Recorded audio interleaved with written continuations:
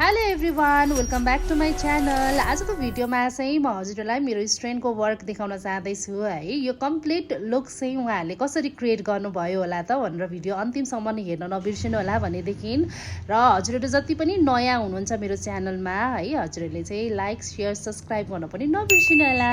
ल उहाँहरू चाहिँ मेरो 1 मन्थ मास्टर मेकअप क्लासको स्टुडेन्ट हुनुहुन्छ है। मैले यो half cut crease eye makeup चाहिँ एकदमै सजिलो तरिकाले कसरी गर्ने भनेर उहाँहरूलाई हिजै मैले डेमो दिइसकेको थिएँ र घरमा पनि एकचोटि ट्राई गरेर आउनु होला भनेको थिएँ भनेदेखि आज चाहिँ उहाँहरूले आफैले ट्राई गरिरहनु भएको छ है।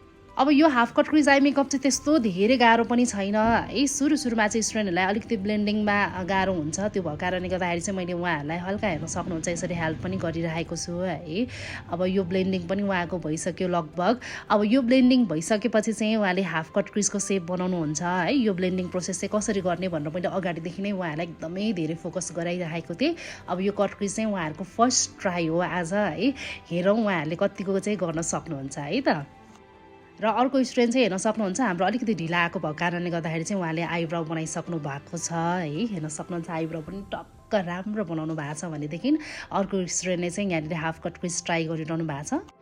र मैले चाहिँ स्टुडेन्टहरूलाई सिकाउँदाखेरि चाहिँ केही कुराहरूमा कन्फ्युज भयो अथवा टिप्न सक्नु भएन सिकाएको कुरा भनेदेखि चाहिँ मैले त्यो कुरामा अलिकति उहाँहरूलाई फोकस गरिरहेको हुन्छु है। होमवर्क दिएर हुन्छ कि अथवा क्लास सकिसकेपछि एक्स्ट्रा टाइम अलिकति राखेर उहाँहरूलाई सिकाएर हुन्छ कि मैले त्यसरी गरिरहेको हुन्छु भनेदेखि हिजो हाफ कट क्रिजको मैले डेमो दिएँ है। डेमो दिइसकेपछि उहाँहरूलाई होमवर्क पनि दिएर पठाएको थिएँ र फाइनल्ली हेर्न सक्नुहुन्छ उहाँहरूले हाफ कट क्रिजको सेप है फर्स्ट दिनमै यति मजाले बनाउनु भएको छ। मलाई यति खुसी लागेको छ है। आफूले सिकाएको स्टुडेन्टले चाहिँ यति मजाले गरिदिनु भयो भनेदेखि चाहिँ आफूलाई सिकाउँदाखेरि पनि मजा लाग्दो रहेछ है।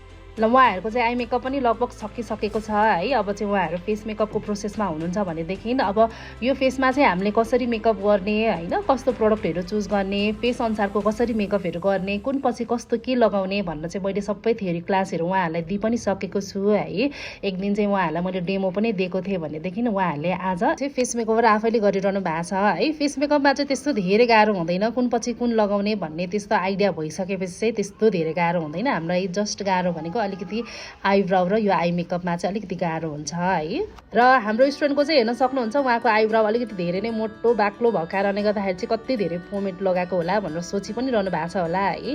उहाँले चाहिँ पोमेट त्यस्तो केही पनि लगाउनु भएको छैन, जस्ट उहाँले आइब्राउ क्लिन अप मात्रै गर्नु भएको छ र अब फेस मेकअप पनि लगभग सकिन लाग्यो भनौँ है। र अर्को स्टुडेन्टको चाहिँ हेर्न सक्नुहुन्छ उहाँको आई मेकअप सकिसकेको छ है। अब उहाँले पनि फेस मेकओभर गर्नुहुन्छ अनि त्यही दिनजेलसम्म चाहिँ हामी अर्को स्टुडेन्टको हेयर स्टाइल पनि बनाउँछौँ। र मैले चाहिँ हिजो उहाँहरूलाई half cut crease eye makeup technique गरेर चाहिँ एउटा कम्प्लिट ब्राइडल चाहिँ बन्नुपर्छ है। सबैजनाले आफ्नो ड्रेस ज्वेलरी चाहिँ मिलाएर लिएर आउनु होला भनेको थिएँ अनि उहाँहरूसँग चाहिँ जस्तो जे एभाइलेबल छ त्यही लिएर आउनु भएको छ है।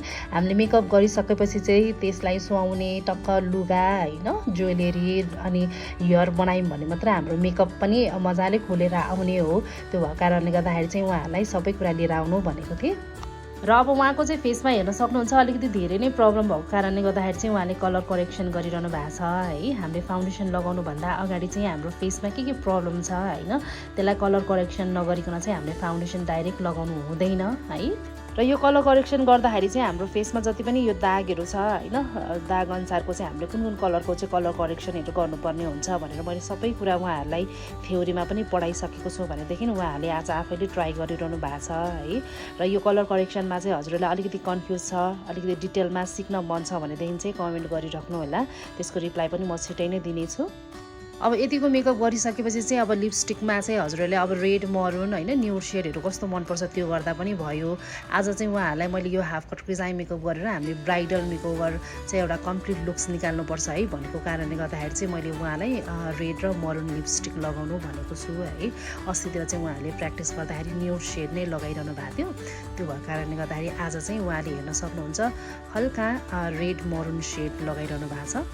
ल फाइनली उहाँहरूको मेकओभर पनि सकिसकेको छ है। उहाँहरूले जस्तो ड्रेस ज्वेलरी ल्याउनु भएको छ त्यसैलाई हामीले मिलाएर चाहिँ यतिको गरिदिएको छौँ।